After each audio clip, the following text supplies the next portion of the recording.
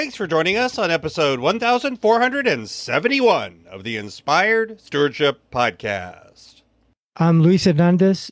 I challenge you to invest in yourself, invest in others, develop your influence, and impact the world by using your time, your talent, and your treasures to live out your calling.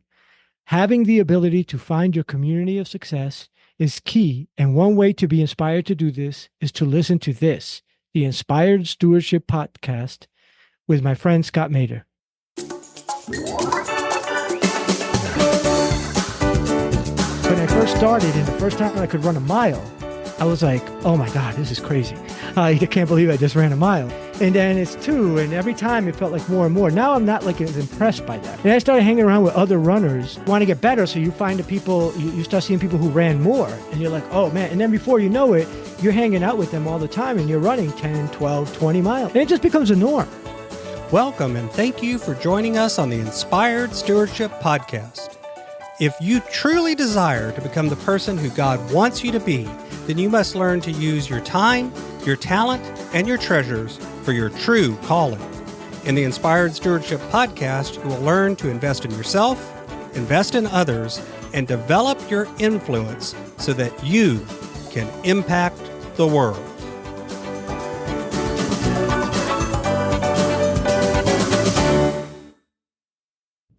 In this podcast episode, I interview Luis Hernandez. I asked Luis about how he discovered success after failure through the power of running. I also asked Luis how he's found a way through the Wayfinder show to discovering mindsets that lead to winning. And Luis also shares with you how he's found a path to focus first on community and positivity. I've got a new book coming out called Inspired Living, Assembling the Puzzle of Your Call by Mastering Your Time, Your Talent, and Your Treasures. You can find out more about it and sign up for getting more information over at inspiredstewardship.com, Inspired Living. That's inspiredstewardship.com, Inspired Living. Despite being born into an immigrant family with little resources in an underprivileged inner city community, Luis was the first to graduate and go to college and get out of the hood and become a successful businessman and family man. He broke the cycle of poverty for future generations and gave back by inspiring others to pursue their dream life with his podcast, The Wayfinder Show.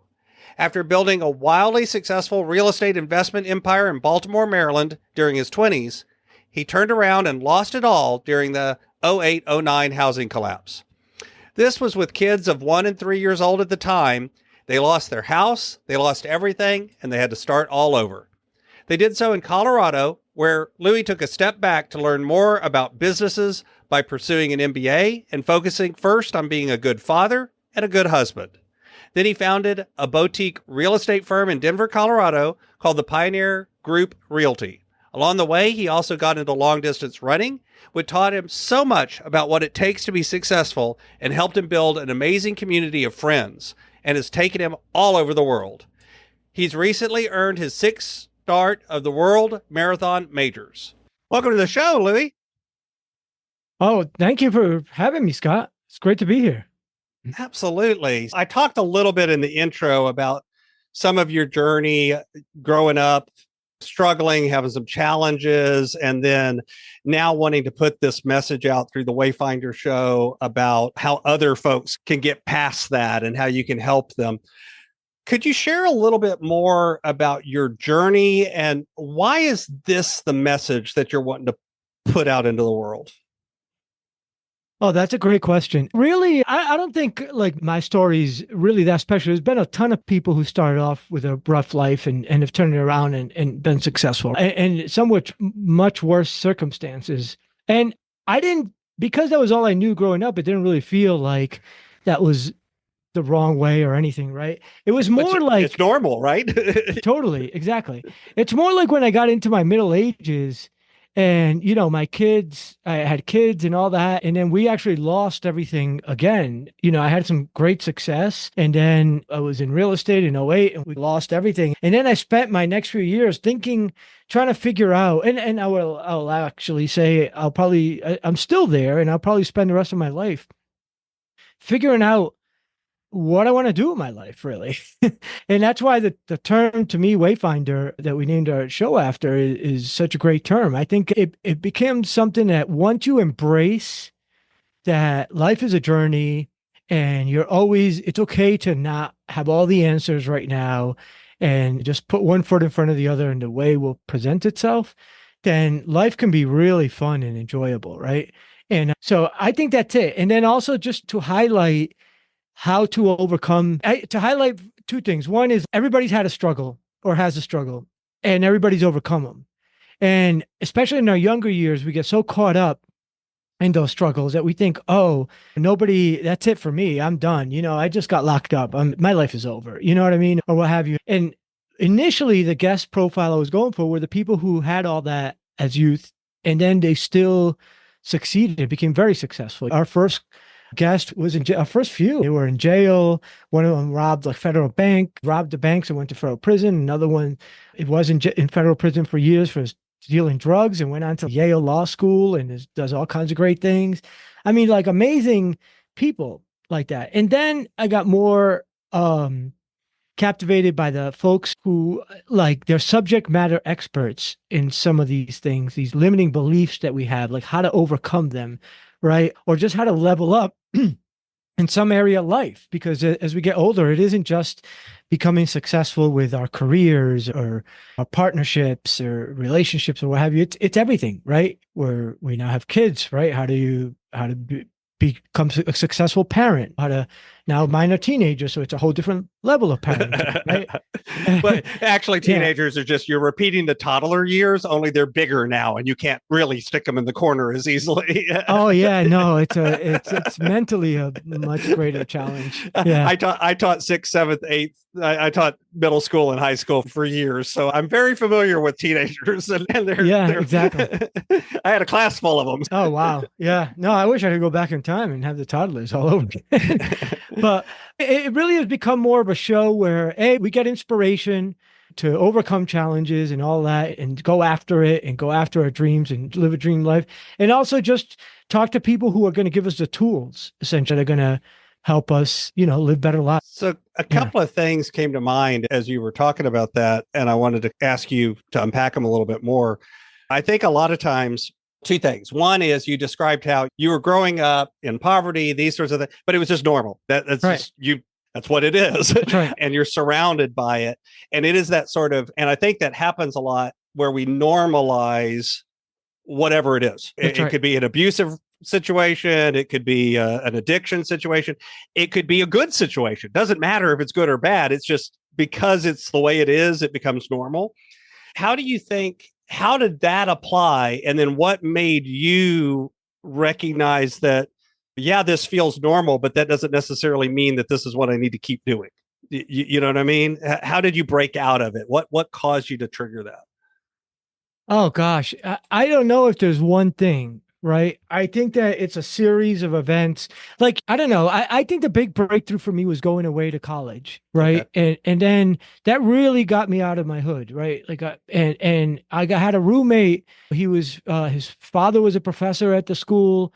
I went to Northeastern University, and he grew up in Natick. They knew Doug Flutie, who was a legendary football player from that area back in the day. And they had a nice big home. And I was like, and then I started having other friends like that. I was really good at chess as a kid, and I lived in the international dorm. So all the international students who, for people who don't know, they're usually very wealthy. They have to be able to pay for college. Right. They don't get any financial aid, nothing. They were because of that, and they would go and have lunches at fancy restaurants in Boston, and they had fancy cars and all, and they would take me with them because I was good at chess, and they liked playing me at chess. And so then that was it, and it just exposed me to, wow, there are ways to get more. Now, I still didn't believe I could have more.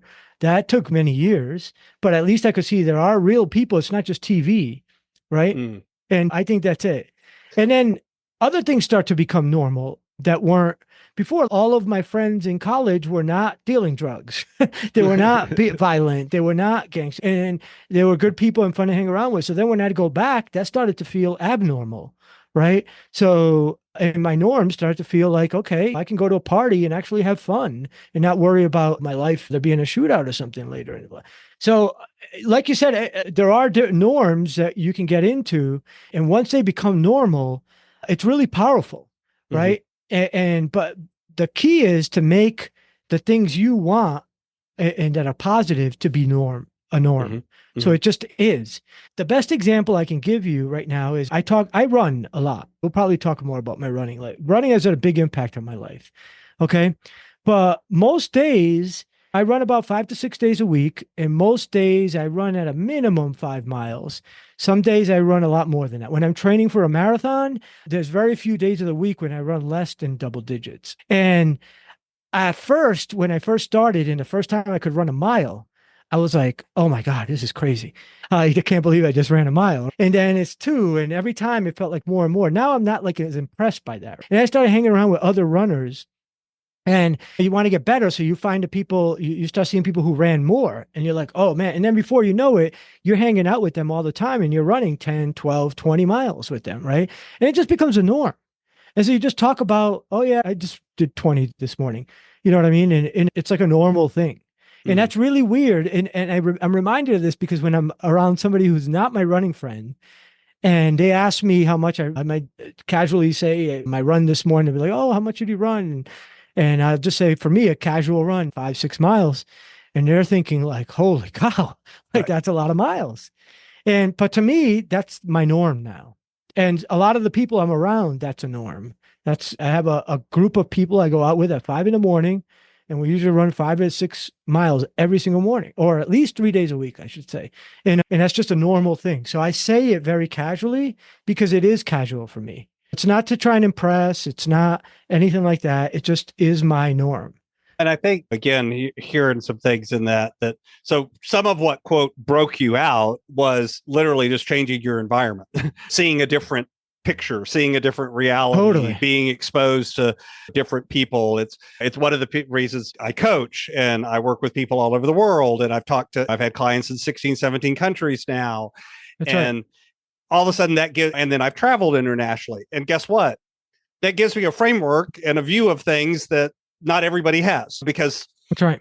I talk to other people and I'm exposed to it. And again, that's not a brag thing. That's not a good or bad thing. It's a different environment. That's So right. you get a different set of inputs. So it sounds like that was a big part of it for you. And then now it sounds like you're focused on not just, in other words, you're even more deliberate about thinking about what are those inputs. I want to get better at running. Let me go surround myself with people who are better at running than me. I want to get better at this. Let me do that. Is that right? That's 100%. Honestly, that's a big thing that drives me with the Wayfinder show. Now I want to build my network to get to help me fulfill my vision, right? Start surrounding myself with really badass people. And I don't know a lot of, I do know I have great friends and family that are badasses, but there are some that I know I need to get into my world to help me achieve my goals and have the impact I want on society. And I don't know who those people are yet. But I feel through a medium like the Wayfinder show, we're going to find them. They're going to start coming our way. We're putting ourselves in a path to find these people now. So it is much more deliberate. Whereas before it was an escape from one norm. And as I identified that and became more conscious of it, and it was more and more of a conscious escape, now it's more a journey to find Right. them. Yeah. You've shifted the view. So it's before you were focused on what you were moving away from. That's right. Now you're focused on what you're moving towards. Same motion. Both of those have a motion and a direction, but the reason behind the direction is different. 100%. Yeah, I tell people that like about jobs all the time. There's a big difference between quitting a job because you want to leave your job and leaving your job because you are on a path towards something better. That's right. It's one of those. Probably the next job, you're going to have the exact same problem because you haven't really dealt with the underlying issues yet. The other, That's right. No, you're on a path to growth and improvement, and that's an awesome thing. Yeah. So would you share a little bit about, I also think all of us are on unique journeys when it comes to our spiritual walk, our faith walk, whatever that looks like. And this is a judgment-free zone where it's not about what you are, it's just how has that played out for you. How, as you went on this journey and are continuing on this journey, how has your view of faith and spirituality, how has that changed? And fed back into your journey? And then how has your journey affected how you view that part of your life? Yeah, thank you. I'm going to preface this by saying that I hope I don't offend anybody when I say this, but I'm not very religious, but I consider myself to be very spiritual. So I grew up in a very religious household. We were hardcore Catholic. I could get away with murder as long as I was home by 7 p.m. to pray the rosary, and I went to church on Sunday, right? Went to catechism, first communion, did confession, and you're good. Everything's good. All that good stuff. Yeah, yeah. That was how I was raised, and I'm very grateful for the values that we gained because of them. Because there truly is in every religion, I believe that there are values there that we learned that are really good values, right? Don't lie, cheat, steal. No adultery, those things. These are really good values that we should embrace and be guiding principles, right, for us. And I think that there's people who, that you get that through religion. It really, whatever that religion may be. I think as I've grown, I went through the phase like a lot of people do when they go to college, where it just started challenging some of the principles of the church. And I probably have never recovered from that. I have gone deeper into studying more religions, appreciating them. I worked for the Boy Scouts of America it was my first job out of college. It's most of my corporate life was with them in different phases. And you start off as a district executive with them, just starting Boy Scout troops in the local churches. That's what you do. Mm-hmm. And they give you this book with all of the different organizations around the country, and most of them are churches that might adopt scouting. And so you have to learn the lingo of every religion and how to go and speak to the leader of that church and such, and to try and sell them on the scouting program to be adopted by them. And what I found is that almost got me to be less loyal to a certain religion because I found these people, men and women, who are leaders of churches and their followers, who were just amazing, just big thinkers, really big thinkers. They had a great way they really wanted to contribute to society and help people and all values I can contribute to. But I didn't find that there was one that I connected with more than another. So really my spiritual journey has been to just continue to embrace all those values and have them as part of my life, but not have it tied to a certain religion. So I still have daily practices and routines that I consider just like going to pray the rosary every night. Now I start my mornings with gratitude, my intentions for the day, meditation, obviously running. These are the same, if you really think about it, these are rituals that set your mind, just like prayer is every day, just like the rosary was for us every night, right? I have my long run, to me, especially out on a trail in nature, to me is very much like church in a way. I go and I'm thinking about ways to get better. Sometimes it's a meditative practice for me while I'm there. And sometimes I'll have friends with me and we'll have a topic that we'll discuss or what have you, or I'll bring a podcast with me that will inspire me, and much like a sermon at church or something. That makes sense? Oh, yeah, absolutely. And no, that's not offensive at all. Like I said, this is not about, I'm a firm believer in we're not necessarily all on the same journey, but that we're all going to the same place, if that makes sense. I don't think, as I think we talked about when we're talking about coming on the show and things, is I deliberately ask about faith and spiritual, not religion, because this isn't about, do you go to church or what church do you go to? It's about what is your unique relationship with that, what's out there. And then the other part that I think is important to highlight is, just like you were talking about your life journey, that journey for you has changed over time. And likely is you're not at the end of the journey either. You're still on a journey. So who knows, 6 years from now, it could look different than it does today. And that's okay. That it doesn't. It always scares me when people start telling me they figured it all out and they've got all the answers, because I would have told you that 10 years ago, right? Only now am I recognizing I have nothing figured out, right? And I'm embracing pre-2008, you had all the answers. That's right. That's right. Yeah. Yeah. Let's talk a little bit about that. I think there were a lot of folks in real estate. I know I've got some friends and some other folks that have similar stories of, oh, I'm worth 30 million or 10 million or 5 million. I've got my real estate. Oh, nope, now I have nothing. It literally all went away very quickly. What did you think? And I know you're still learning this and I know you're still unpacking it, But if you had to say what was the most important lesson that you think, at least so far, that you've learned from going through that experience, what is it? What was your most important lesson? Oh, wow. I don't know if there's a most important. I think one of the things, it actually relates to my childhood too. When I describe my childhood in poverty and in the inner city, rough neighborhood with all kinds of stuff and violence and all that, I actually loved my childhood, right? It was I had a great time, made great friends, all that. We really had a lot of fun, right? And then same thing after '08. I look at it now and I think I had what I thought at the time was my dream home in Baltimore, Maryland. And I had all this Love property Baltimore. and money and all this stuff. And I had a 1 and a 3-year-old when we lost our home, which is, especially as a father and a provider for your family, that's like probably the bottom any man could feel, right? Oh man, we just lost our castle, right? And my kids were 1 and 3. So I never really thought about that consciously. It's really like survival. And you think about just survival. And then the next years all is one foot in front of the other till it's not survival, then it's thriving. And then once you get to that level of thriving, you have some privilege where you can go back and reflect and think about that. But in that period of survival and trying to still figure out how to be a good father, a good husband, provide a roof, provide food, despite losing so much, we had an awesome time. Just like when we were kids, we had, rather than going in a European vacation, we would do road trips in broken down cars. But you know what? It was fun.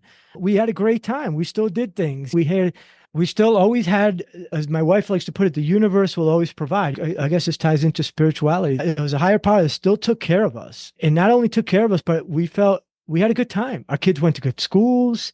We lived in a great community, all this stuff. And I don't know how, I have no idea how the heck we afforded any of that stuff at that time, but it still happened and it was a good time. So I think going back to the question is that no matter what, there is a higher power that is going to take care of us. If we just do the right thing and keep at it and keep positive, and things are going to work out for the better. It sounds like too, you learned some things about that you're not that being a provider and doing all of that wasn't important, but that your value wasn't based on, quote, how big your real estate empire is. Your value wasn't based on your net worth. Your value was based on other things. Is that true?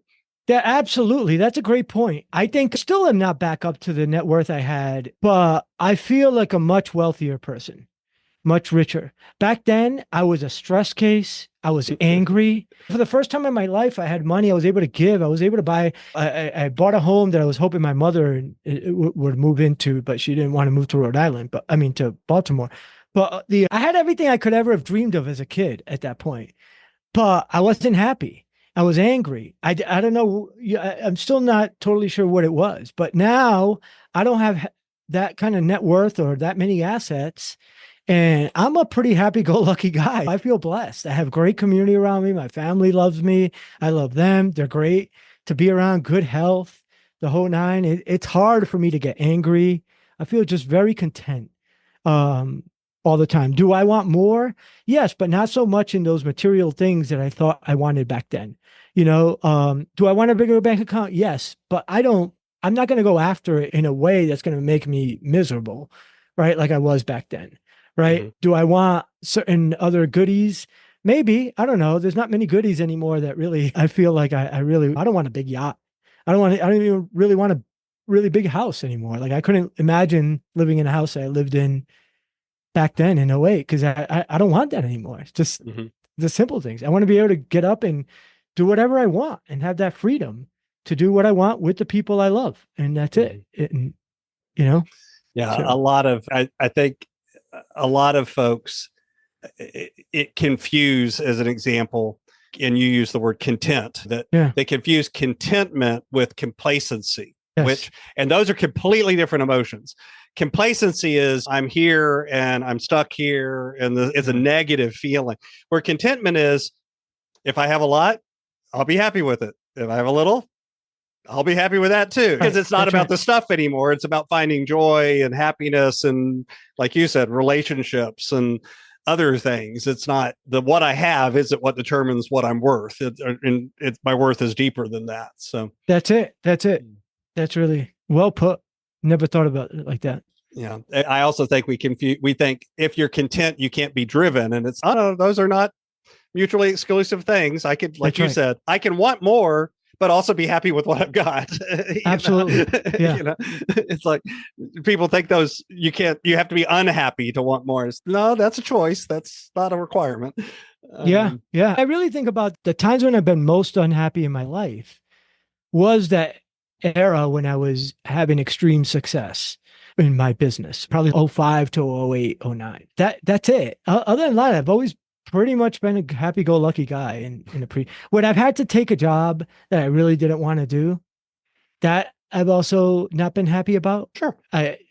Yeah, once you realize you just something just eating at you, that's another time when I'm not happy. But overall, where I'm at, and I'm excited about what's to come as well. And hopeful for the future. Yeah, absolutely. So going back to the long distance running, because I think I've done some running over the years, but I don't consider myself a regular runner anymore and that kind of thing. But I think running is one of those experiences, like you mentioned, that there people that do running regularly often describe it as spiritual and feeling alive and all sorts of words like that. What do you think your practice of getting into running and continuing that for years, what has that kind of taught you about the world and how we operate and that kind of thing? What lessons have you learned from running? Oh man, so much. I'm working on a project. Maybe it'll become a book. I'm calling it Running Away to Find My Way for now. That could change, but it's about exactly that. And I can tell you, I might I could take up hours speaking about this, but I'm going to, as a backdrop, I got into running. I wasn't a runner growing up. I didn't play in a run in a cross country team or track or anything like that. I started in 2010. We lived in Baltimore and we were going back towards Rhode Island to visit family. And in between is New York City. And I had an old friend from college I hadn't seen in 5 years.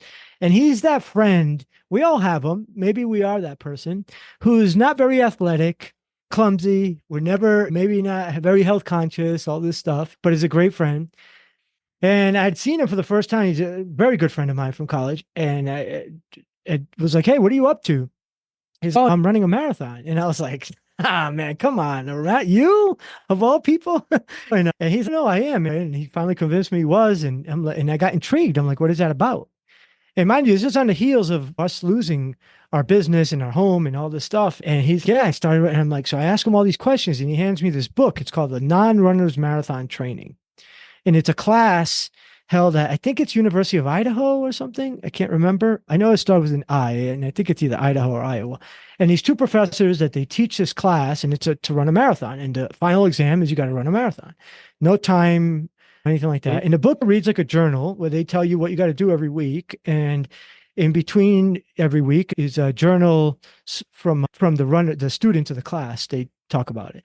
And I started to do it. I'm like, oh, wow, this is great. So my running journey started with just wanting to run a marathon. I'm like, all right, I'm going to go run a marathon. I didn't want to start with a 5K or one, jumped into that. But it does tell you that before you can start this, you have to be able to run for a half hour straight without stopping. So I went to test myself and I couldn't even run 5 minutes, Scott. And I got into it and worked my way up to, I could eventually do the half hour. And then I ran the Philadelphia Marathon that year in 4 hours and 52 minutes or something like that, or 56 minutes, can't remember, which is an okay time. I said, all right, I'll never do it again, like everybody does after their first ones. And now I joke that the first one, you do it because you're ignorant or crazy. The second one and everyone after that, you just do it because you're stupid. Because it's not it can be fun, but it's a painful experience. Right. Anyway, so I put it away. I wasn't thinking I was going to do another one. But then we moved to Colorado. We both got jobs out here. And Colorado is a very outdoorsy, endurance athletic culture. And at the time I used to brew beer and drink a lot of beer and all that. And it's about 40 pounds heavier.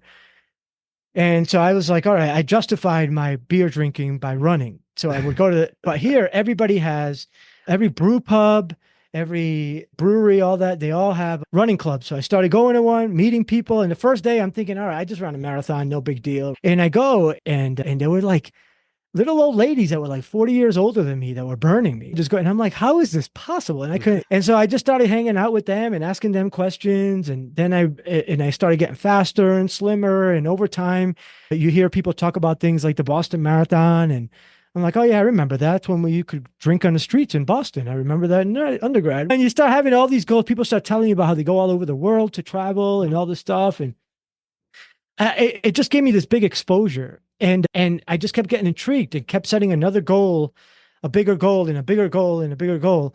And before you know it, I've now run 13 marathons. Wow. I've got my marathon time down to 3 hours and 3 minutes.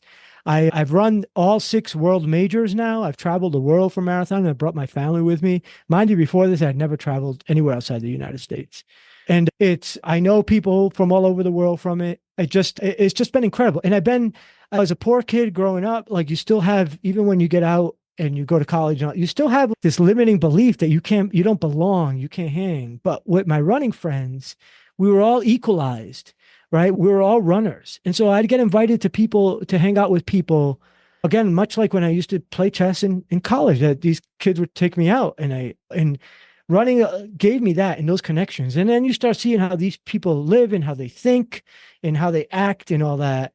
And it messes with all of your beliefs that you have internally, right? And you start to think, okay, maybe having money isn't a bad thing. Maybe you can help people. You can help people if you have money. You want to help people and you are a good person. And that's a limiting belief I had growing up as a Catholic boy. Rich people are evil, things like that. Running is what exposed me to all that. And then the other thing is I saw my improvement and I look back and I start every day along the way, you start to see all these different things you start to do. You want to go hang out with your friends to run.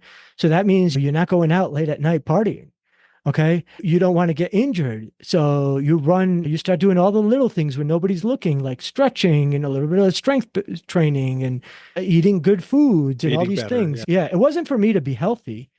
It was to be able to run more. And to be honest, and now even as I'm getting older, it's still my driving force for eating well and staying fit. It's so I can go run. So running is a big part of my life and what helped me turn around and develop those soft skills, those executive functioning skills, you can say, that a lot of successful people have. Stick at it. They taught me the secrets to success, right? Like the one big secret, right? Do the same thing over and over every day consistently and get a little bit better every day at it, right? That's the one big thing. Do the little things when nobody's watching. Surround yourself with great people, who are better than you so that you can keep getting better.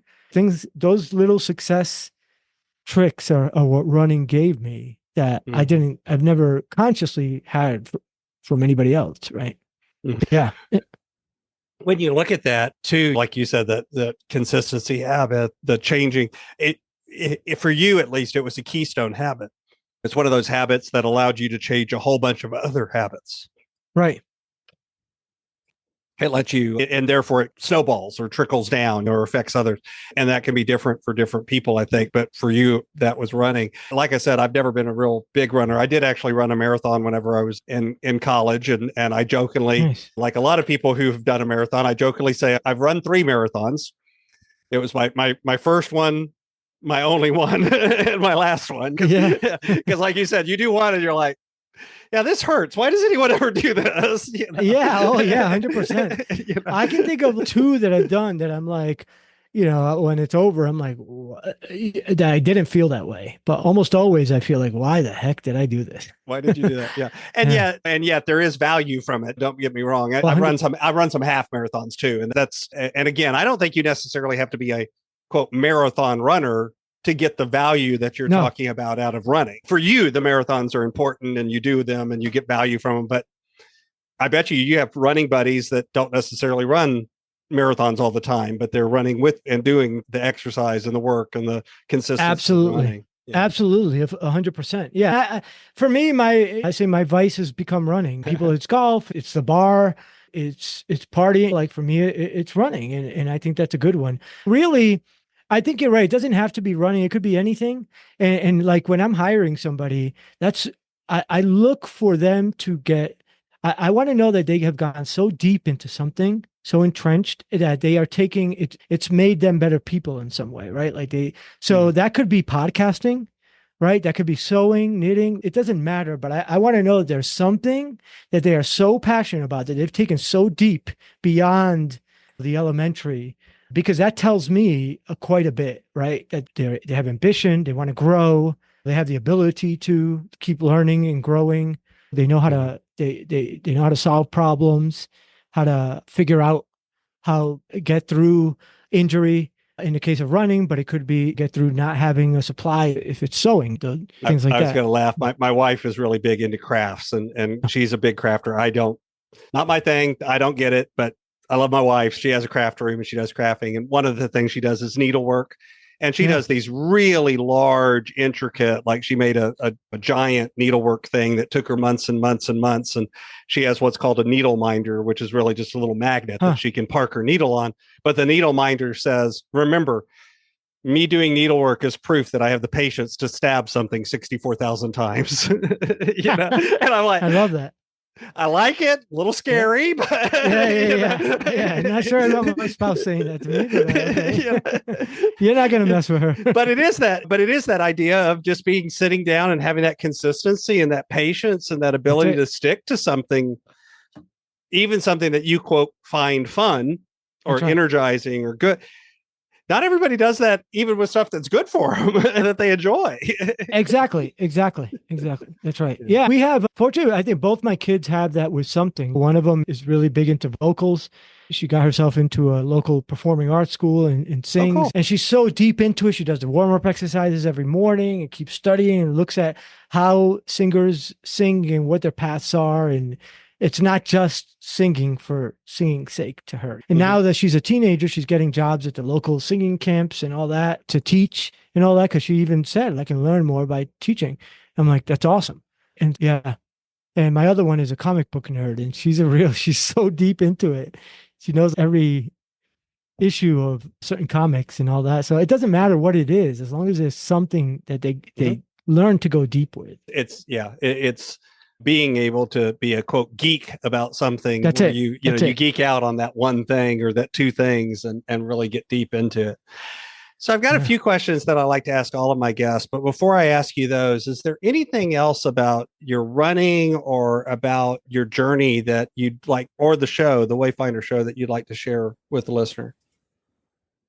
I guess the only thing is, as I'm saying this and it was loud about going deep into something, a passion, I see podcasting becoming that new thing for me now, right? I see every day I'm more passionate about it than I was the day before. And the people I'm meeting along the way, I'm really excited about building long-term relationships with so we can all be more successful. And that includes you, Scott. Talking to you the other day, like, oh, wow, I came out of that conversation thinking I'm going to learn a lot from him. He's a great guy. And you gave so much selflessly that I'm grateful. You. And it makes me think about, this is probably my new deep passion. I could see there's a lot of great people in podcasting.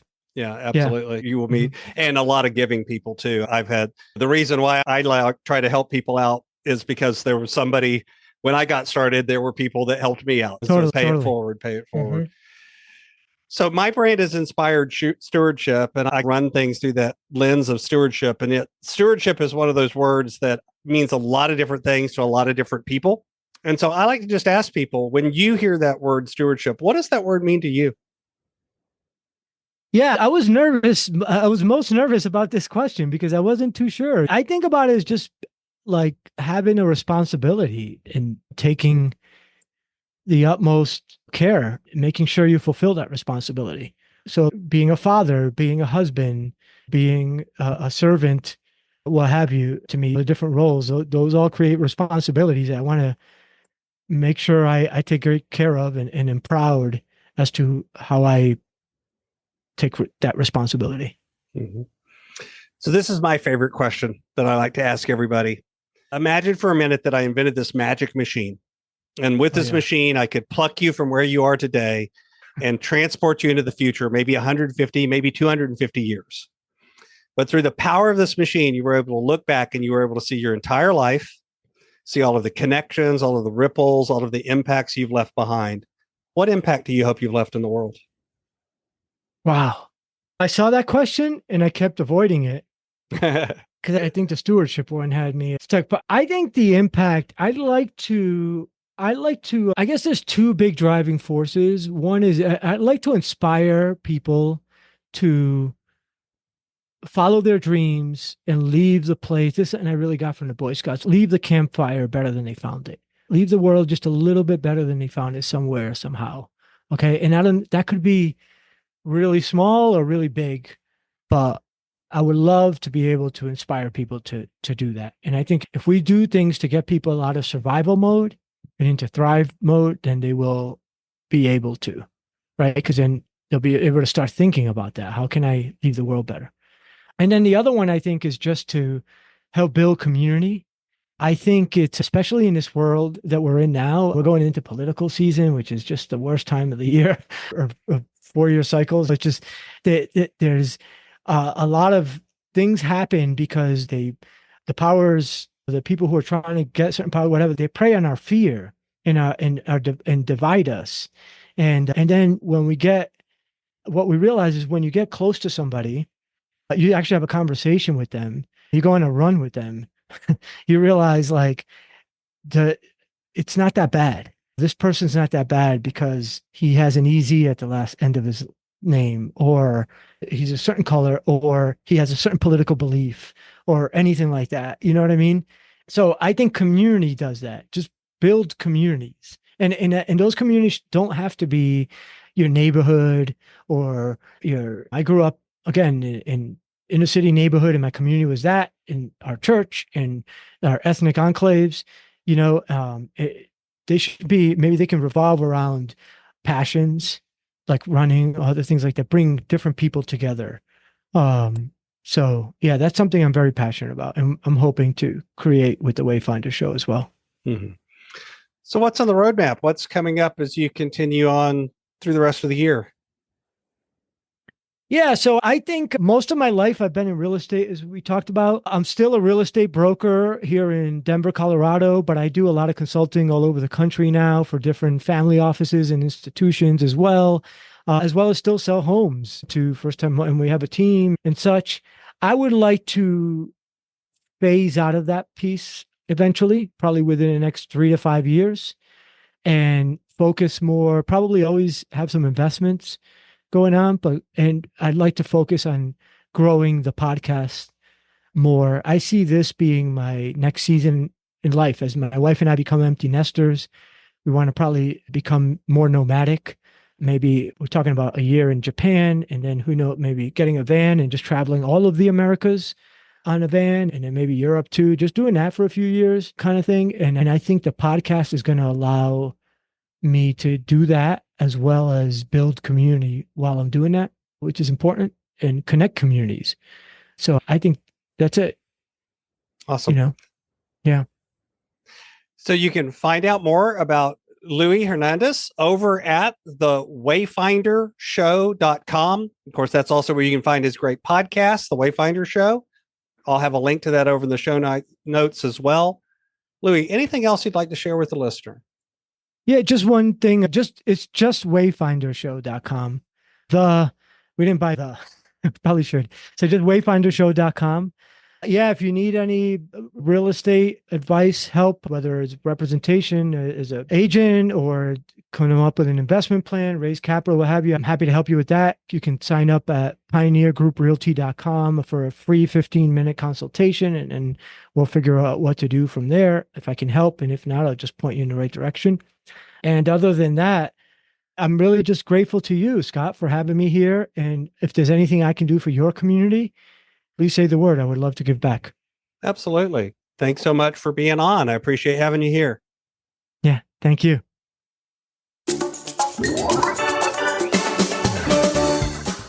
Thanks so much for listening to the Inspired Stewardship podcast. As a subscriber and listener, we challenge you to not just sit back and passively listen, but act on what you've heard and find a way to live your calling. If you enjoyed this episode, please do us a favor. Go over to inspiredstewardship.com/ iTunes Rate, all one word, iTunes Rate.